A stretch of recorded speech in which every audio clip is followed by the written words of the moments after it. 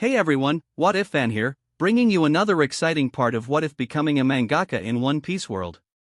You can find the fanfic title and the original author's name in the description below. Make sure to check it out and show them some love. If you enjoy the video, don't forget to like, subscribe, and ring that notification bell so you never miss an upload. Alright, let's jump into it. Chapter 41, Reunion with Roger's Crew.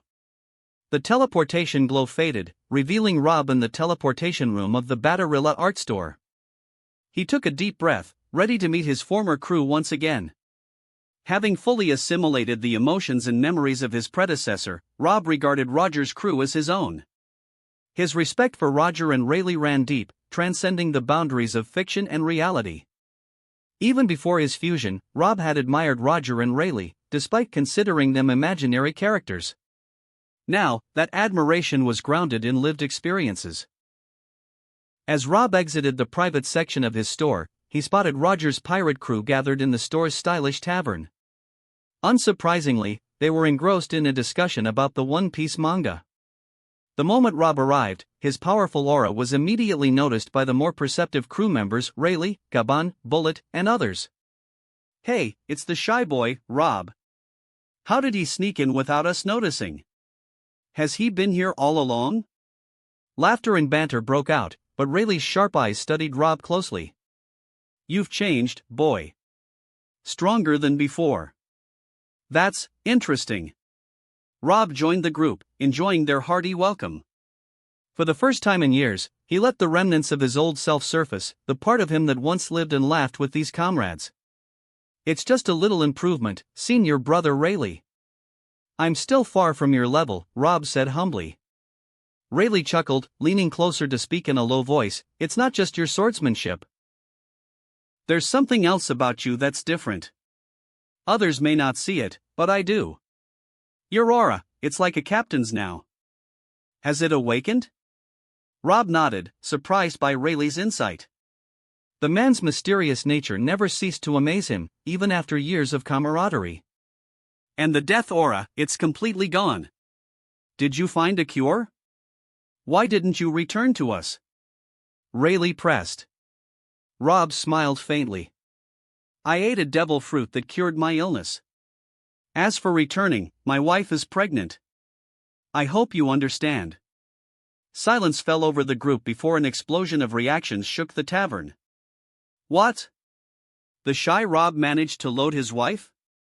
Where did the world go wrong? It's not fair. I'm still single. I've never even been with a woman. Gaban grabbed Rob by the neck in mock outrage, only to dissolve into a childish tantrum. The tavern erupted in laughter, drawing curious glances from the residents of Batterilla, who seemed intrigued by the unfolding drama.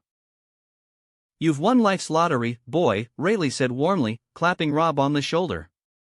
"No need to come back to the crew. But don't forget, you'll always be one of us." Rob felt a surge of warmth at those words.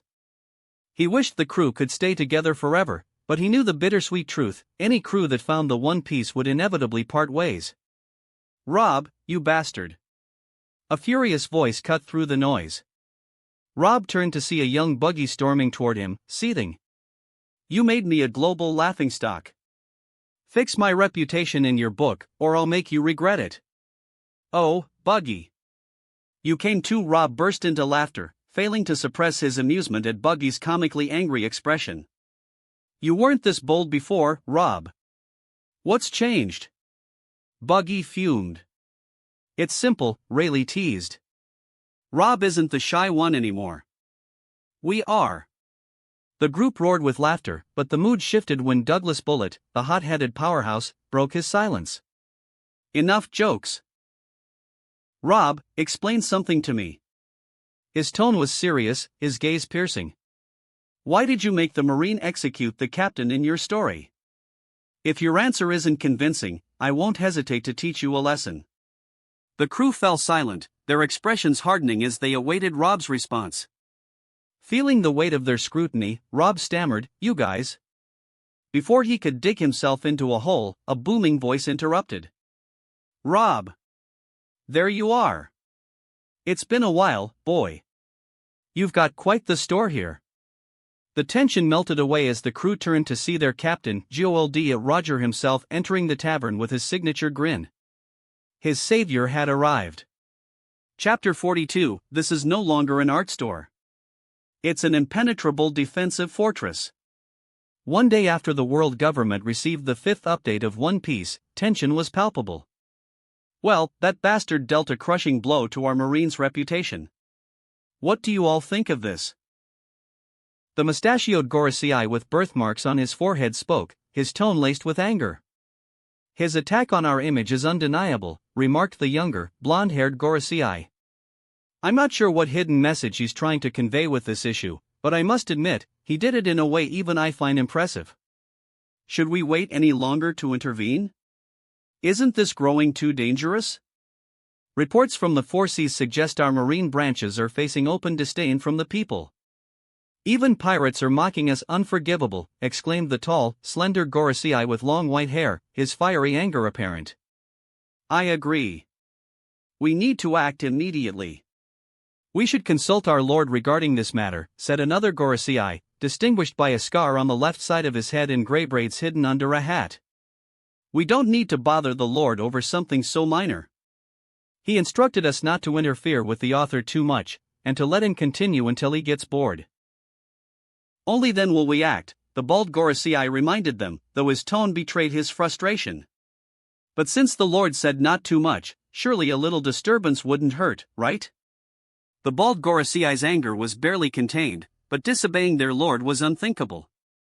Fine, the mustachioed elder relented. We won't escalate this to the lord yet. However, we should send someone to investigate these so-called art stores. The fact that even a vice admiral's strength can't damage the building is intriguing. And the restoration of the blind sight inside? Fascinating. Could this be linked to an unregistered devil fruit? I'm very curious. Even Vegapunk has shown serious interest in this, added the blonde Gorosei. If we hadn't stopped him, he would have gone to the Four Seas himself.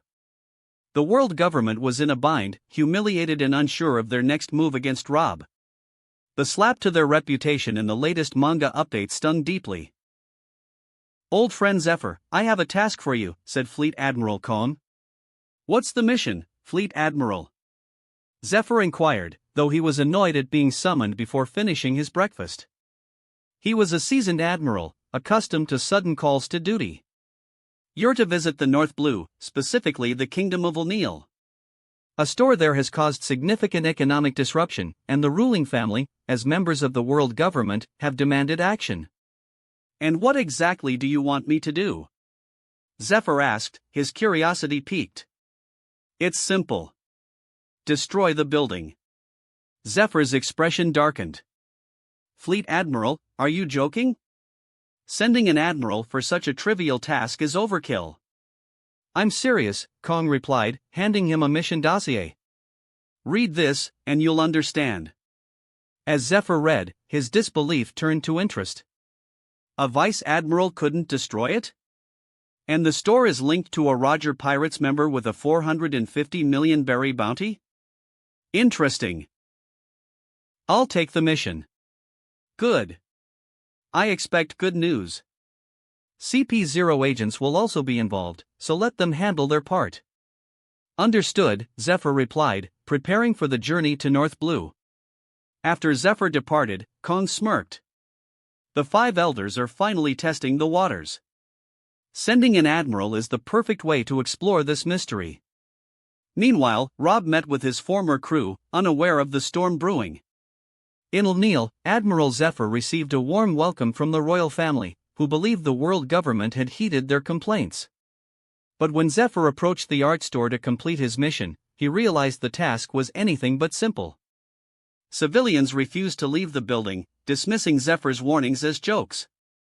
Attempts to use force were futile, those who tried were expelled by the store itself, including Zephyr. Damn it! This building must be linked to a devil fruit's power, Zephyr muttered. Reluctant to harm civilians, he decided to wait until nightfall, when the store would close. As the doors finally shut and the building emptied, Zephyr prepared to unleash his full power. A suffocating aura surrounded his muscular arm as he activated his admiral-level strength. I've waited all day for this. Now, I'll destroy this cursed building. Boom!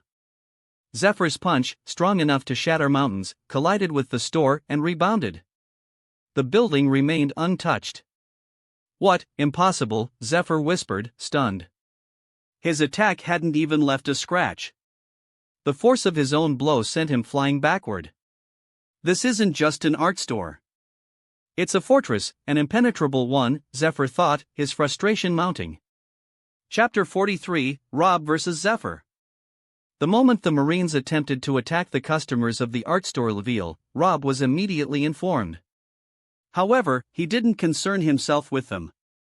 If they wanted to do something about the art store, they were free to try. But right now, what mattered most to Rob was, "You've changed, my friend." Roger's familiar smile bore into Rob's eyes, sending an involuntary shiver down his spine. "Facing death and rebirth has changed me, Captain. But my core remains the same." Rob wasn't referring to reincarnation, he was talking about overcoming his fatal illness and experience akin to rebirth.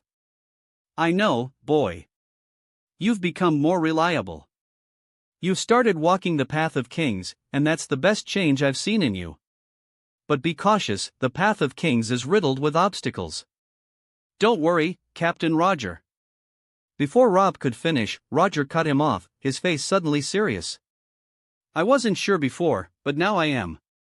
Your path is even harder than mine. The whole world will oppose you. You're scattering the leaves of fate itself. Nothing will remain as it should. Are you ready to stay on this course? This is what I must do." Roger patted Rob's shoulder and gave him a final, heartfelt look before turning to leave. "I don't know what kind of divine encounters you've had, boy, but I trust in you. Let me witness a bright future before I leave this world. And please, take care of my family. Spare them from the fate I fear." Rob stood frozen, watching Roger's back disappear into the distance. His emotions churned. Hiding anything from Roger was impossible. The man's strength and insight had earned him the title of Pirate King, the one who had shaped an entire era. The Kingdom of Linville. Rob materialized in the teleportation room of the Linville art store. It was nighttime, and the store was closed. Outside, the Marines were still encamped, refusing to leave. They had tried every conceivable method to destroy the store: dynamite, heavy artillery, and even flooding the building with seawater. None of it worked. The store stood untouched, though the surrounding area was a chaotic mess. Their relentless efforts had pushed Rob to his limit. He couldn't tolerate their antics any longer. Even if an admiral was leading them, Rob wasn't about to let them leave unscathed. Zephyr, one of the Marines' strongest, had been overseeing the operation. He had assumed the building's invulnerability was the result of a devil fruit power. Yet even seawater, which neutralized such abilities, failed to affect it. This realization unsettled him, leading to a chilling hypothesis: was this building not the result of a devil fruit at all? Embarrassed by his failure, Zephyr's frustration turned into rage. Determined not to back down, he resolved to blockade the store by morning if destruction proved impossible. As Zephyr planned his next move, the golden doors of the building suddenly swung open. A young man stepped out, exuding an aura of raw strength. "Ha! I didn't expect someone to be inside this whole time." Moving with blinding speed, Zephyr appeared in front of Rob. "Why are you trying to destroy my store? Isn't that excessive, even for the Marine?" "I have a license and legal rights to operate here," Rob said, his tone sharp. "You're Rob, Sky's Sword of the Roger Pirates. A 450 million berry bounty. What rights does a pirate have to claim legality?" "You'll find your rights and impel down," Zephyr retorted sarcastically. If he couldn't destroy the building, he would drag its owner to prison instead. Sky's Sword. I'd nearly forgotten that title. You want to capture me? Try it, old man. Who are you calling old, you brat? I'm still in my prime. Zephyr, only 47, bristled at the insult. Rob, of course, had said it purely to provoke him. Before the CP0 agents hiding nearby could intervene, the clash had already begun. Boom! The first collision of Zephyr's hockey-coated fist and Rob's black blade sent a shockwave rippling through the air. Not bad. I'd expect no less from a pirate under that bastard Roger, Zephyr sneered, unleashing an admiral-level aura that radiated pure menace. Marine soldiers scrambled to distance themselves from the battlefield, leaving only the vice-admirals to observe the fight from a safer distance. Rob staggered slightly from the initial clash.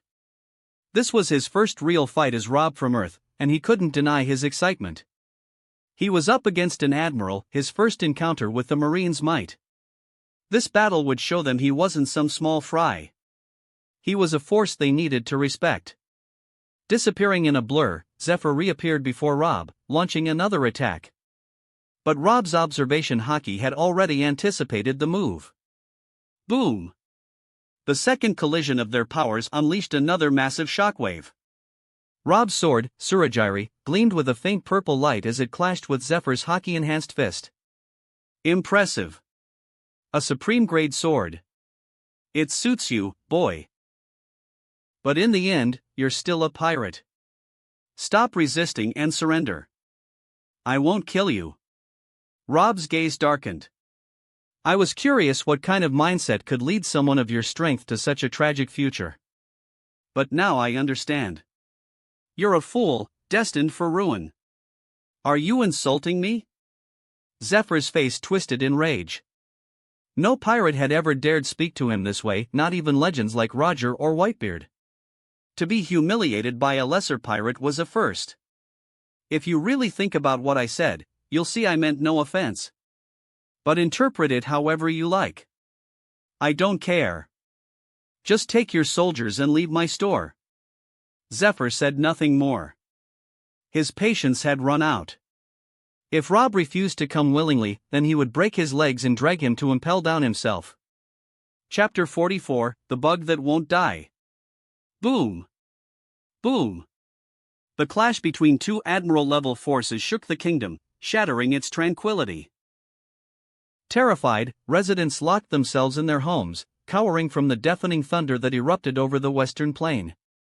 Author's note: the Western Plain is a lowland region in the Kingdom of Lumbiel, where the art store is located. Even the royal family was paralyzed with fear. Discovering that the battle involved Rob, the despised owner of the art store, left the king and his court sleepless. The king prayed fervently for Admiral Zephyr to either capture or kill Rob.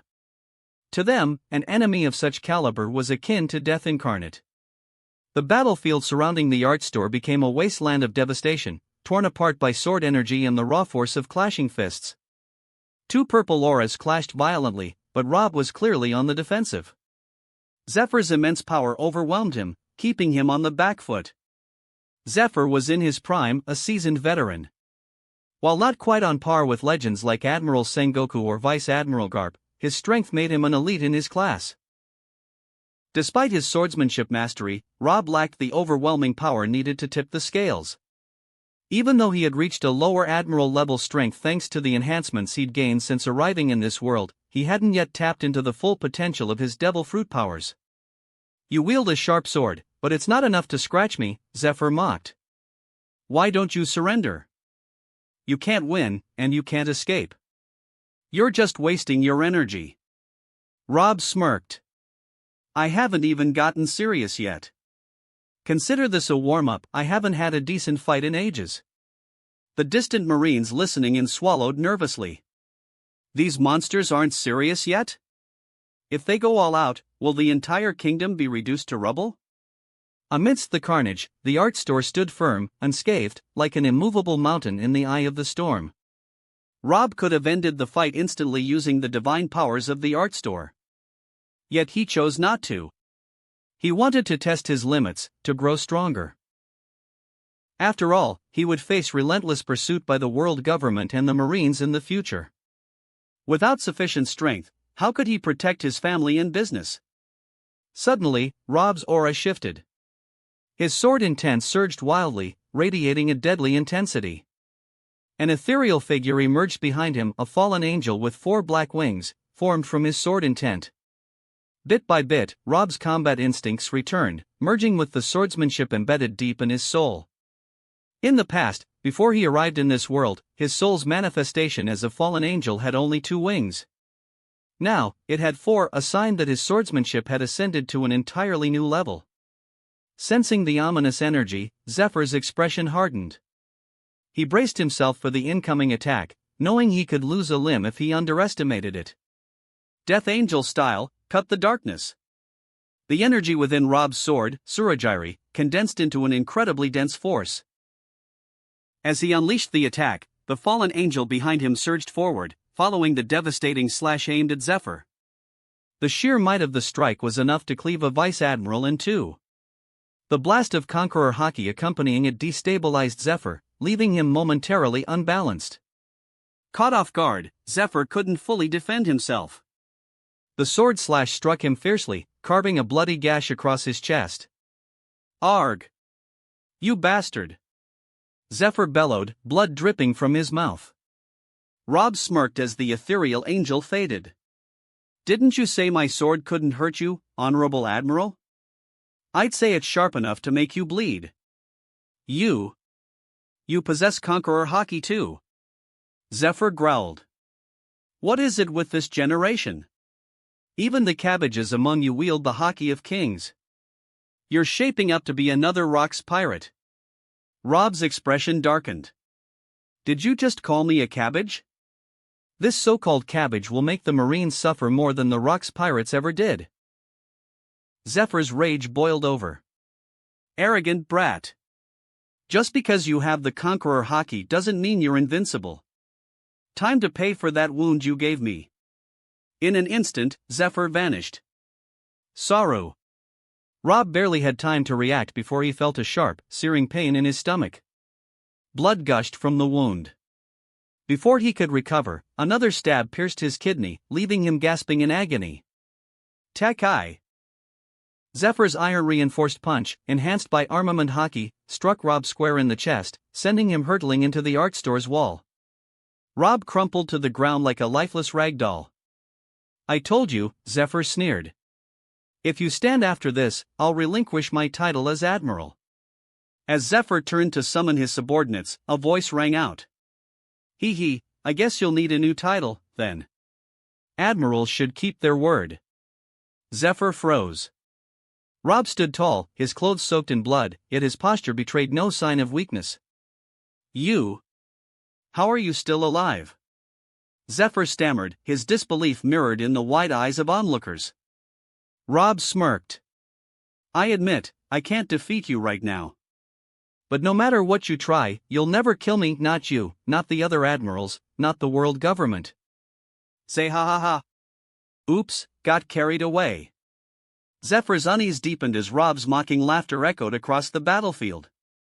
"What are you planning?" Zephyr began, only to feel the ground beneath him turn unnaturally smooth. Before he could react, the terrain transformed into something bizarre. His observation Haki screamed danger, but it was too late to save his subordinates, whose cries filled the air as they sank into a paper-like abyss. The battle was far from over. Chapter 45, The Awakening of the Paper Fruit. "I will make you pay for this pain, Admiral. Even if I cannot defeat you, I will make you regret it." Rob's voice dripped with menace, though his rage was only a facade. The pain he endured was real, but his composure remained intact. Devil Fruit Awakening. The moment those words left Rob's lips, his aura shifted dramatically. The once chaotic and raging energy surrounding him mellowed into something eerily calm yet menacing. As Rob pressed his hand against the rocky ground, the very nature of the earth began to transform. The terrain morphed into waves of pristine white paper illuminated by an ominous purple glow.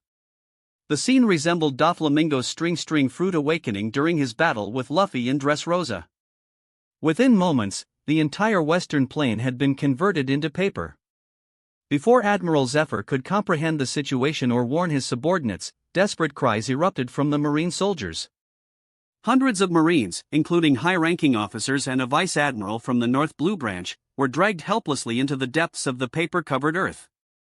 Only Admiral Zephyr and a vice admiral from headquarters managed to leap into the air using Jeppo, barely evading the trap. This is Devil Fruit Awakening. You've been hiding this power all along, you cursed pirate. Zephyr bellowed. Release my subordinates at once. Rob smirked, his tone dripping with mockery. Where is that arrogance now, Admiral? Paper thorns.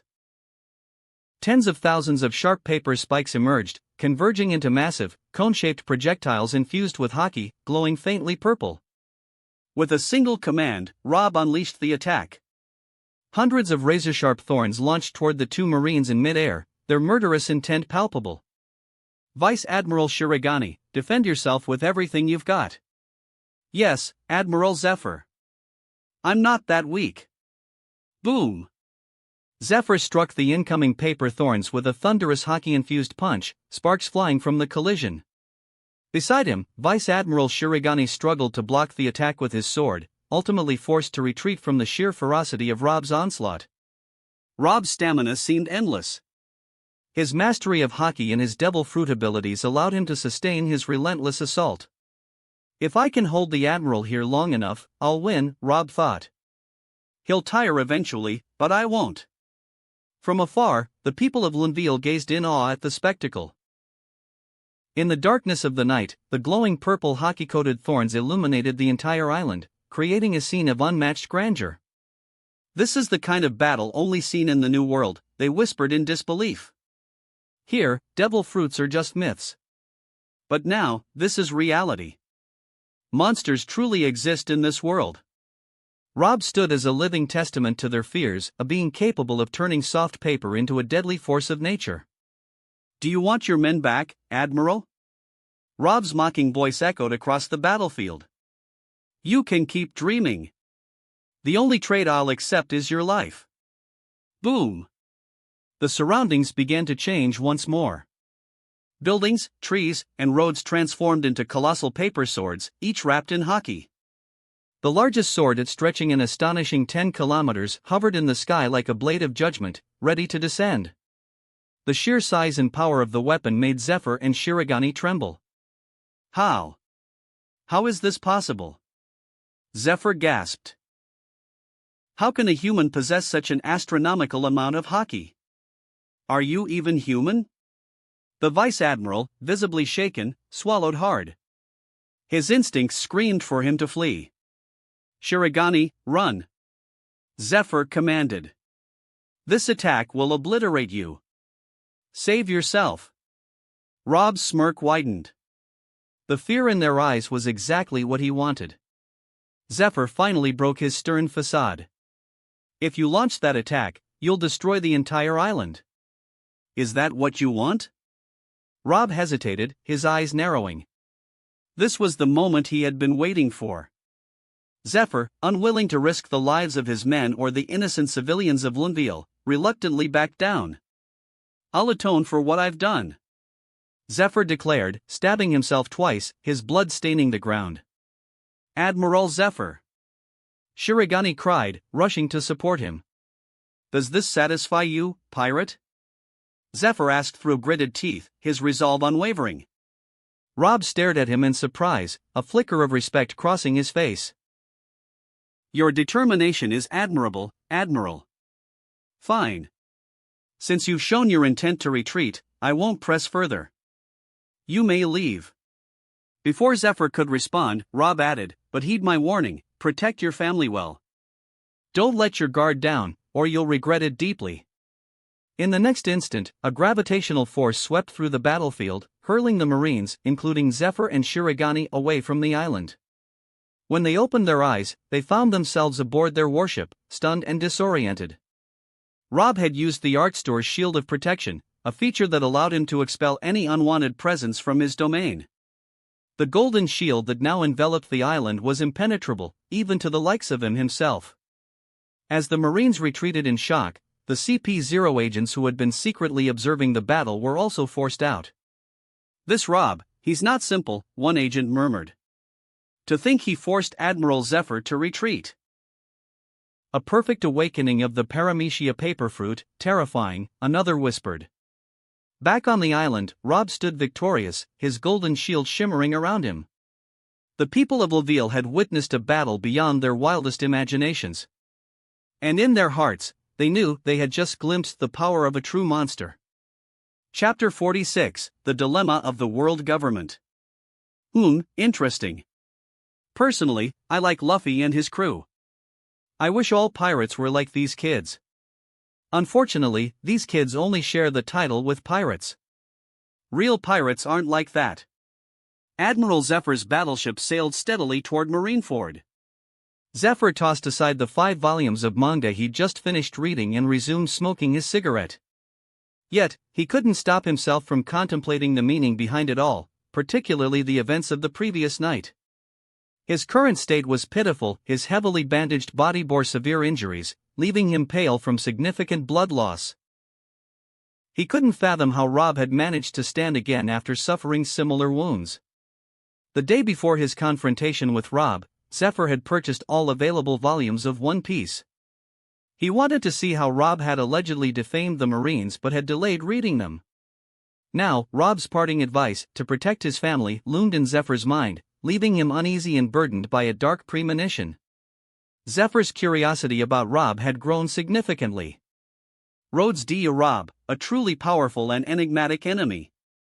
After settling the matter with the Marines, Rob deactivated both the Judgment Sword and his Devil Fruit awakening abilities. That night, he expelled the arrogant royal family from the kingdom of Luneville, forbidding them from ever returning. It was the price they paid for provoking him repeatedly and trying to sabotage his business. In their place, Rob appointed a president instead of a king. This transition was carried out publicly, as everyone in Laville knew the art store owner Rob safeguarded their nation with a golden shield. The citizens had witnessed his spectacular battle against the Marine Admiral firsthand. The newly appointed president was a member of the Mont Blanc family, Mont Blanc Cricket's father. Drawing from his memories of his past world, Rob designed a flawless presidential and governmental system. He spent the past week teaching this system to Mont Blanc Satyr, entrusting him with the task of forming a cohesive government while severing ties with the world government. Rob did this boldly, sending a clear message to the world government, warning them to think twice before interfering with his affairs.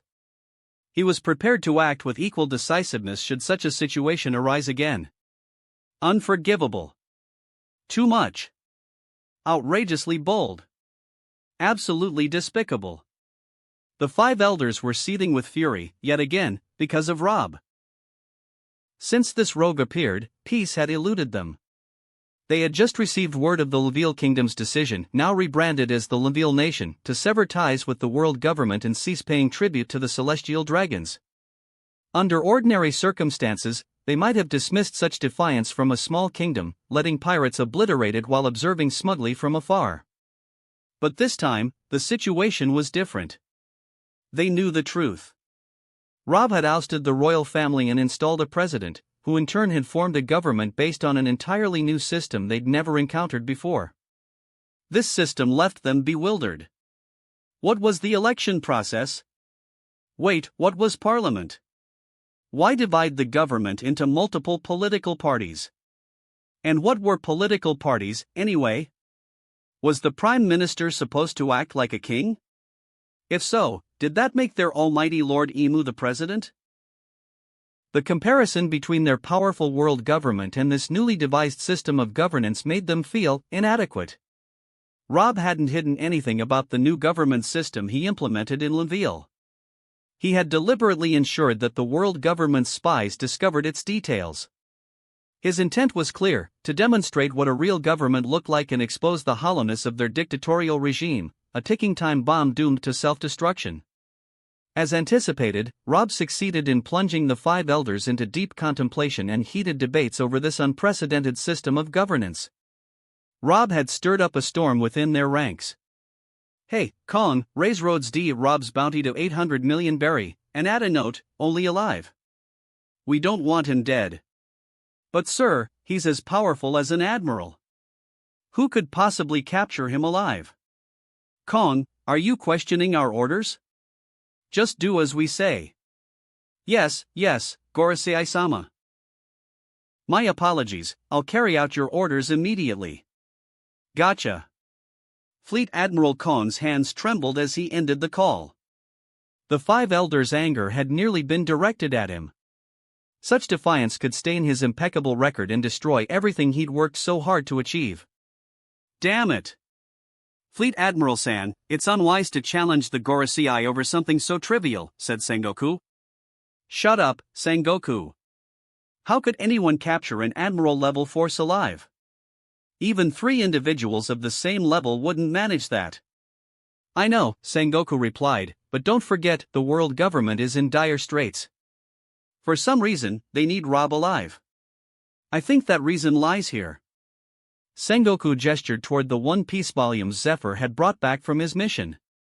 Chapter 47, Reviving the Legend of the Sky Sword. Gororarara. 800 million berry, and only alive? What did this brat under Roger do to anger the world government? It's more than just stopping the admiral?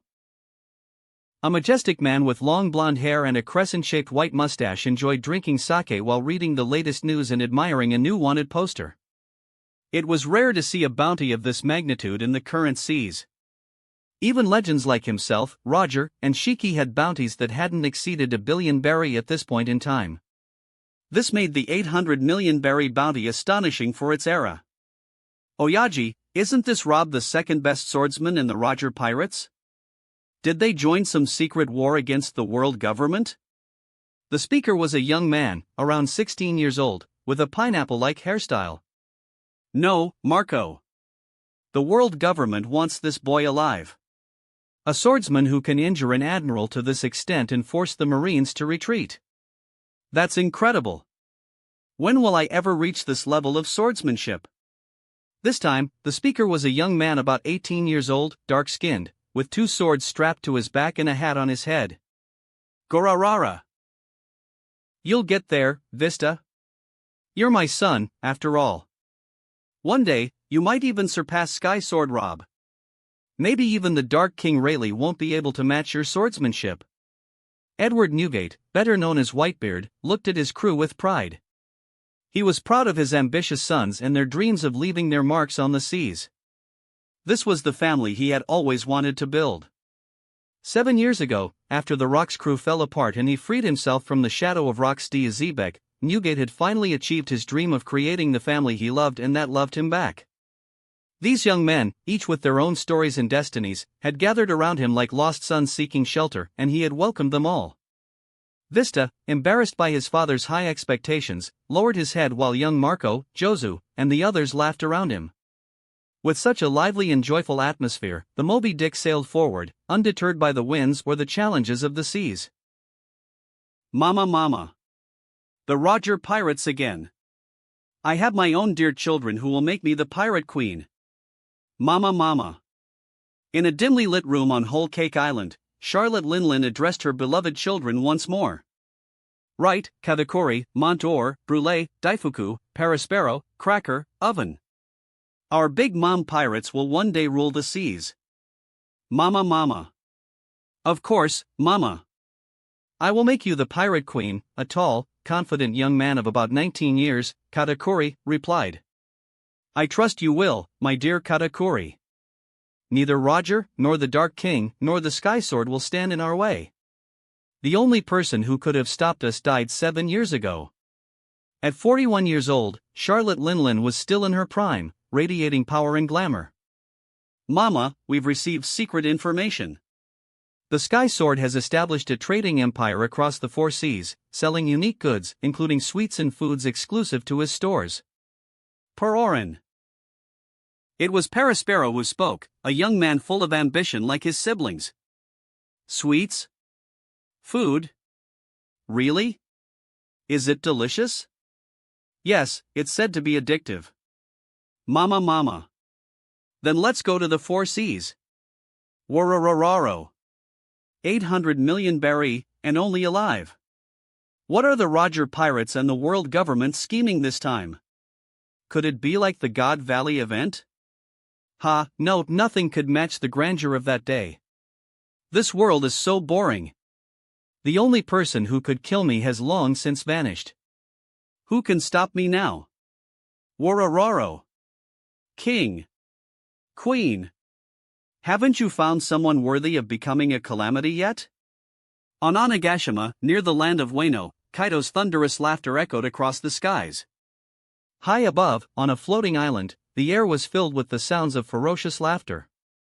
Golden Lion Shiki's crew, a fearsome group of pirates, moved about the island. The sheer presence of the Golden Lion's name struck fear into the hearts of the world. He was one of the 3 great pirates. Jahahaha. The Roger pirates are causing trouble again. If only Roger and his crew joined me, no one could stop us from ruling the seas. The Golden Lion daydreamed, plotting his next grand move. Meanwhile, across the world, news of Rob's new bounty and his battle against Admiral Zephyr spread like wildfire, shaking the seas to their core. In the new world, chaos brewed. The fact that a single member of the Roger pirates could cause the Marines such losses was a monumental event for pirates everywhere. However, most were unaware that Rob was no longer a pirate, he was merely a store owner now.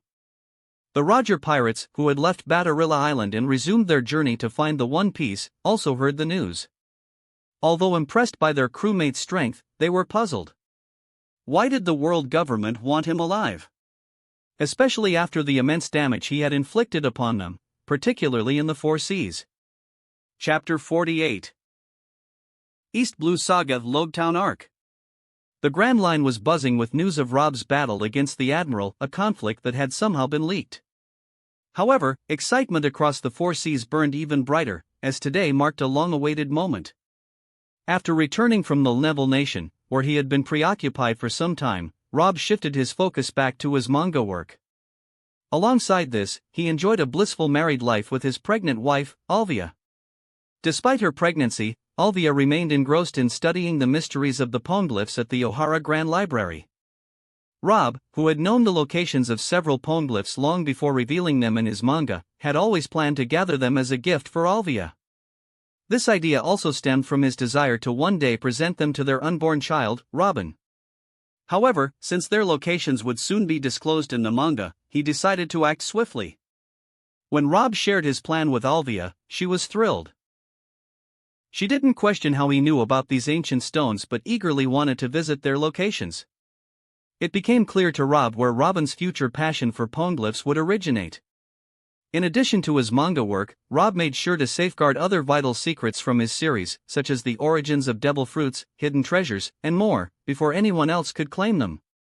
Rob also reconnected with the Don Quixote family, who had safely returned from Torino Island with the help of his kind waitress, Belmire.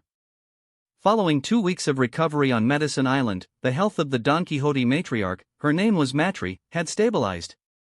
Rob's actions earned him endless gratitude from the family. True to his word, Rob became Doflamingo's official mentor, gifting him the string fruit during their first training session. With Rob as his teacher, Doflamingo's potential soared beyond what his future self could have achieved. Despite his stern training methods, Rob ensured Doflamingo's childhood wasn't lost, sending him to school alongside his younger brother, Rosinante. Initially reluctant, Doflamingo agreed after being threatened with a manga ban. Rosinante, on the other hand, happily embraced the idea. The Don Quixote family gradually integrated into the peaceful knowledge village. Don Quixote Homing and his wife finally found the serene life they had long sought, while their sons attended school with the children of Ohara. The family's escape from Marigoa led to a life more tranquil than they had imagined. However, the village's peace was often interrupted by the influx of One Piece fans who eagerly gathered around Rob's art store every Sunday to devour the latest chapters. Despite the weekly commotion, the family found this far preferable to their former torment. Sundays had become the busiest day not only in Ohara but across all 4 seas, and today was no exception. Chapter Events. On a distant island. Shanks, my hawk.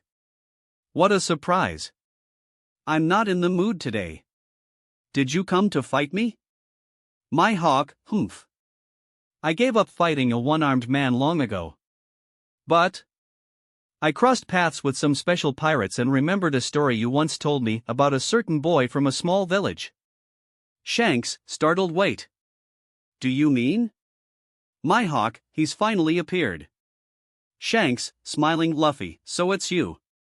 Elsewhere, on the execution platform in Logtown. Buggy, any last words? Not that anyone will care what you have to say. Luffy, grinning. I'm the man who will become the Pirate King. As chaos erupted, lightning struck the execution platform, flames engulfed it, and Luffy miraculously escaped. Smoker, he smiled. Dragon, the world awaits our answer. Later, aboard the Going Merry. Sanji, we've made it to the Grand Line. Let's celebrate. To find the All Blue. Luffy, to become the Pirate King. Zoro, to become the greatest swordsman. Nami, to draw the map of the world. Usopp, to becoming a brave sea warrior. Their journey toward the Grand Line had officially begun. In South Blue, on Batarilla Island. Portgas de Aruja's trembling hands dropped the manga volume she had just finished reading. Tears streamed down her face as she cried out, her voice full of anguish. Why do you keep drawing my husband dead? This has to be a lie. Roger can't die. I won't forgive you if he really does. Her grief overwhelmed her, and she experienced the deepest sorrow of her life. Unbeknownst to Rob, the story he had drawn was having a profound emotional impact on those connected to the legendary figures in his manga. With its thrilling conclusion to the East Blue Saga and the introduction of mysterious new characters, the Logetown arc became a defining moment in Rob's One Piece manga. Fans declared it the true beginning of the legend. As the demand for more chapters grew louder, Rob's art store saw an endless wave of passionate readers. Chapter 49, Garp and Dragon excitedly search for Luffy's mother. Ding! Plus 200 art points from Fusha Village Mayor, whoop slap. Ding! Plus 6,000 art points from Vice Admiral Monkey D. Garp. Ding! Plus 3,000 art points from Commodore Monkey D. Dragon. Rob's notifications had been relentless lately, and his art points had already surpassed the million mark. But when he saw these specific notifications, he couldn't help but feel astonished. He hadn't expected Luffy's grandfather and father to be reading his manga simultaneously. This meant one thing: both Garp and Dragon were currently in Fusha Village. Well, it doesn't matter. I hope they enjoy their son's future. Ha, I can't wait to see Dragon's reaction when he learns what lies ahead. He's probably just a young man of 26 or so right now. Husband, Alvia's curious voice interrupted him. I heard you mumbling about Dragon. Is he the same Dragon from your One Piece book? Another real person in your story? Rob blinked, momentarily forgetting that Alvia was clinging to him like a monkey gripping a tree. Ah! Actually, the characters in the One Piece manga are all real. What? What did you just say? East Blue, Fusha Village. Unbelievable. Is that really me? Who cares about you? Garp roared with laughter. Look at my adorable future grandson. He survived a disaster. Wahahaha, as expected from my grandson. That clown bastard. When I go after the Roger pirates again, I'll make sure to kill him first. Somewhere far away, Buggy, lounging on the Oro Jackson, suddenly shivered as if his fate had already been sealed. Garp, meanwhile, was lost in thought. But why does he have to become a pirate? Didn't I raise my grandson right? Or was he so influenced by the sacrifice of some random pirate that he decided to follow that path? No, this is clearly part of an elaborate scheme by that red-haired brat of Roger's. I've decided I'll kill him too the next time I chase the Roger pirates. Shanks, standing next to the confused Buggy, felt an inexplicable chill run down his spine. Back in Fusha Village, Dragon was shouting at his father. Obviously, I saved him, old man. He's my son, after all. Since he's your son, who's the mother? Garp asked, casually digging his finger into his nose. I'm still single. And stop digging for treasure in your nose. Get up. We're finding Luffy's mother. I want a grandson now. What are you doing, old man? Leave me alone. I don't even know any women right now. Ignoring his protests, Garp hoisted Dragon like a sack of rice. I don't care. Makino's already born, so mathematically, Luffy will be born 9 years from now. That's too long. I want to see my grandson sooner. Hurry up. I told you, I'm not looking for a relationship right now. Dragon snapped. Do you want to taste my love fist? Garp's murderous glare made Dragon shrink in fear. He didn't want to start a family yet, but he also didn't want to be flattened by one of Garp's infamous punches. Ever since Garp started reading the One Piece manga, he'd become obsessed with his grandson Luffy. He was 100% certain Luffy was his grandson. Why? Because he had always intended to name his male grandchild Luffy. Luffy's appearance, laughter, temperament, and personality were all carbon copies of Garp's youth. Even Luffy's movements were eerily similar. The environment depicted in the manga, featuring real people like the village mayor, further solidified Garp's belief. Dragon himself had subconsciously accepted this shocking revelation. Boy, what do you think of this book? Garp asked, letting Dragon drop to the ground. Ha! I think it predicts chaos for the world, but I don't know why my family is featured so prominently. You don't know, but I do. A glint of mystery flashed in Garp's eyes before vanishing. Then tell me what you know. Dragon demanded. Nope. First, find Luffy's mother. When you bring her to me, I'll tell you everything. You're not strong enough to know the truth yet. Pointing to a manga page depicting Dragon saving Luffy from Smoker, Garp smirked. Dragon, however, was utterly confused. Now, let's keep looking for your wife. Since she's Luffy's mother and my daughter-in-law, she must be special. She won't be hard to find among ordinary women. And if we can't find her, we'll track down that brat on Roger's crew and make him spill the truth. If Rob had overheard this, he would have shouted. Stay away from me, you old monkey. How should I know who Luffy's mother is? That's Oda's problem, not mine. Meanwhile, the 5 elders, Gorosei, were having their own heated discussion. Another issue of this cursed book. Our marine lost again. And this time, a marine captain with a Logia devil fruit was defeated. This family of monkeys is utterly disappointing. Should we summon Garp and Dragon to prevent them from having children? That's extreme. Maybe we shouldn't take this story so seriously, as long as it doesn't expose the secrets of the world government. Yes, the risk is still low.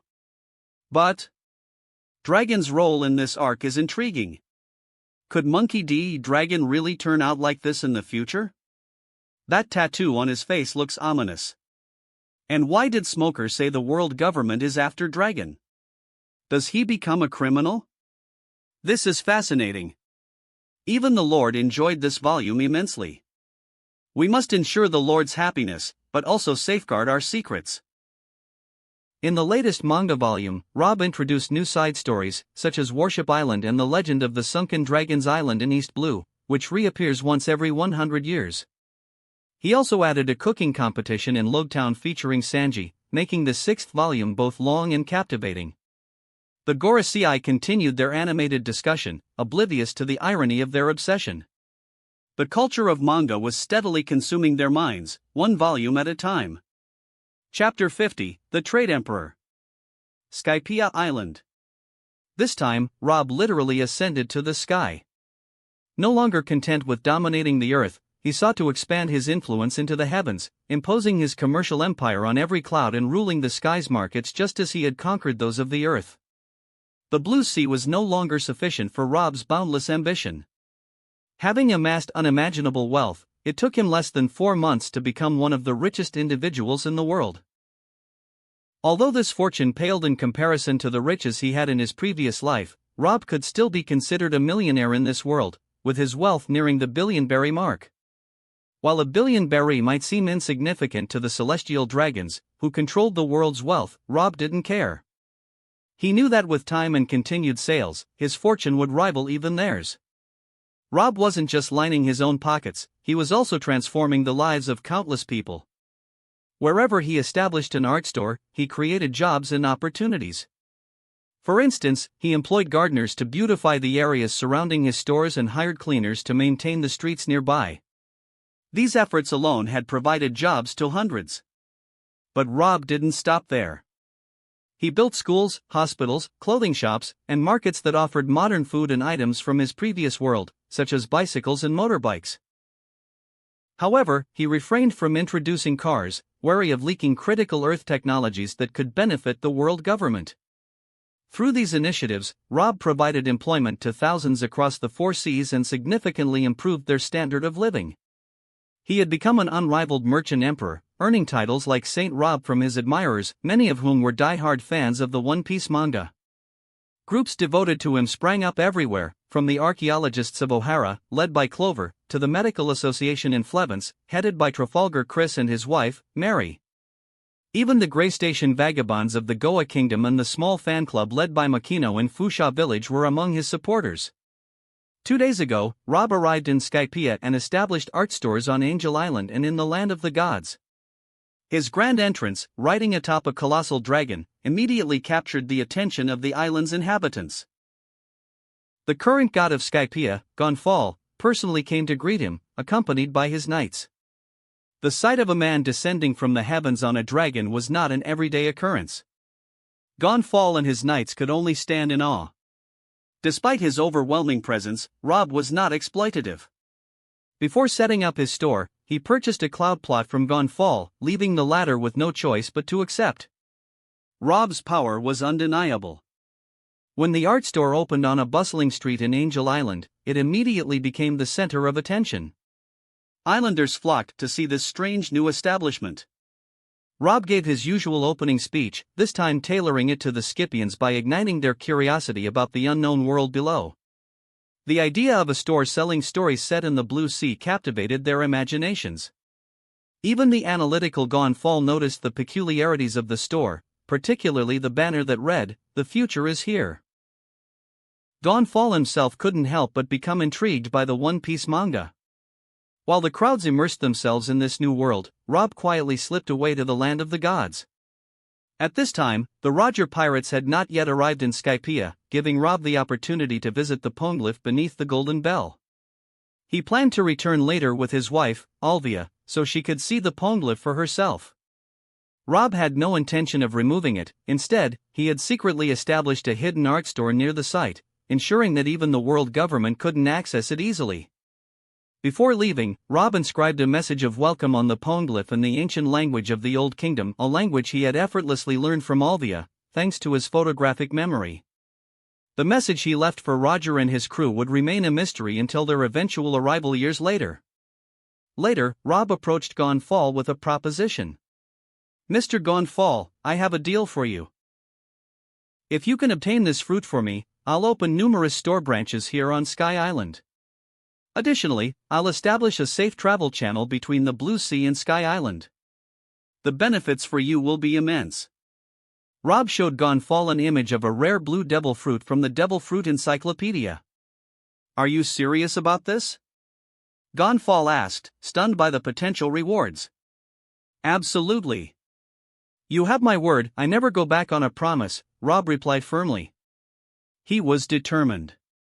If Gonfal could deliver the fruit, Rob would fulfill his end of the bargain without hesitation.